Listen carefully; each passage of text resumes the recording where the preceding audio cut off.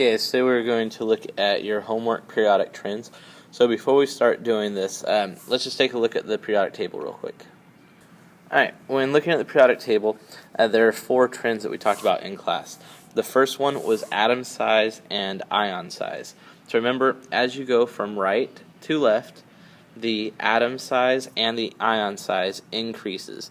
That means something like helium is going to be smaller than an atom like hydrogen. Okay, then as you go down a period, the atom size and ion size also increases. That means that hydrogen is going to be smaller than something like francium. So francium is actually our largest element, whereas helium is the smallest element way over here. Okay, the next trend that we're going to look at is ionization energy. So ionization energy increases as you go up a group and increases as you go to the right. So that means something like francium has the lowest ionization energy. So remember, ionization energy is how much energy it takes to remove an electron from the outer shell. So a little side note, let's say we have our nucleus right here. Here's our electron shell, and we have an electron right here. Okay, that electron, it's going to take energy. So we have to put energy into it in order to get this electron to be removed. Now, if this atom right here really likes electrons, it's going to take a lot of energy. Okay, because if this atom really likes that electron, it's not going to want to let it go. It's going to keep it there, so it's going to take a lot of energy to remove it. But let's say, on the other hand, that this electron is able to just go freely, so it's going to take a little energy to get it to leave.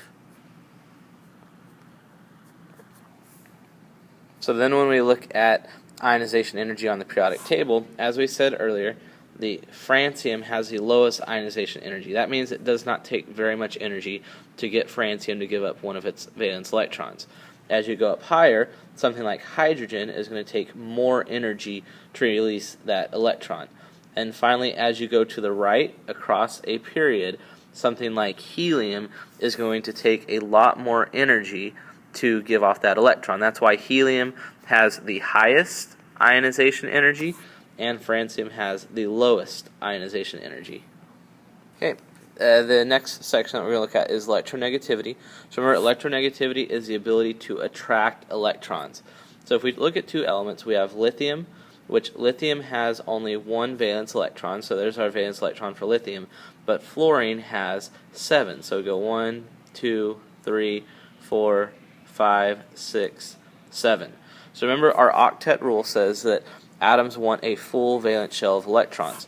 So lithium is going to get rid of this electron in order to be happy, whereas fluorine wants to gain an electron. So we see that these trends for electronegativity mean that lithium has a very low attraction. He's actually willing to give up an electron, so he's not really attracted to that electron, whereas fluorine over here has a very high attraction, meaning fluorine is going to do what it can to gain that extra electron so that it has an 8th one right here to make its valence shell happy.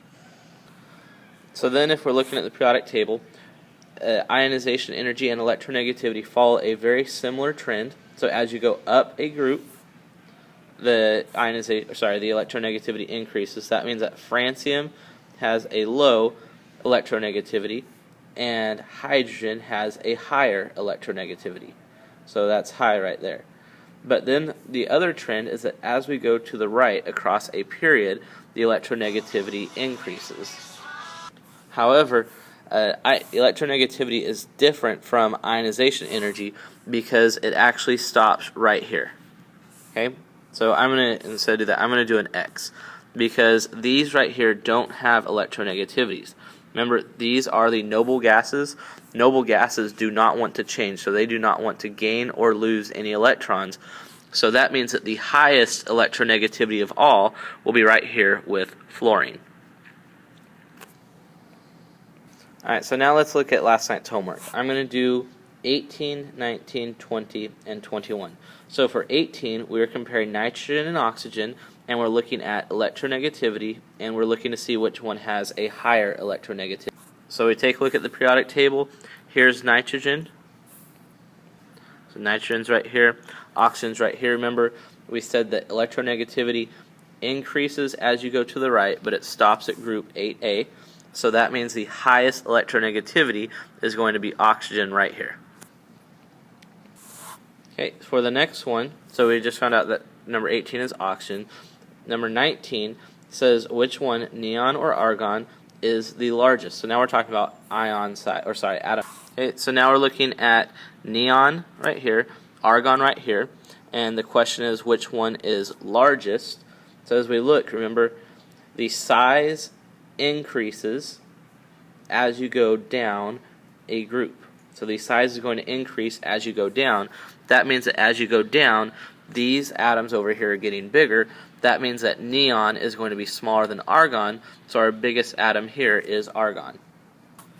Okay, the next one is comparing potassium and calcium, and this time it's asking which one will form the smallest ion. Alright, so we take a look. Here's potassium, here's calcium. So we notice that this time we're going across a period, so we look at our trend. The trend is as we go from right to left, so as we go to the left, the ion size increases.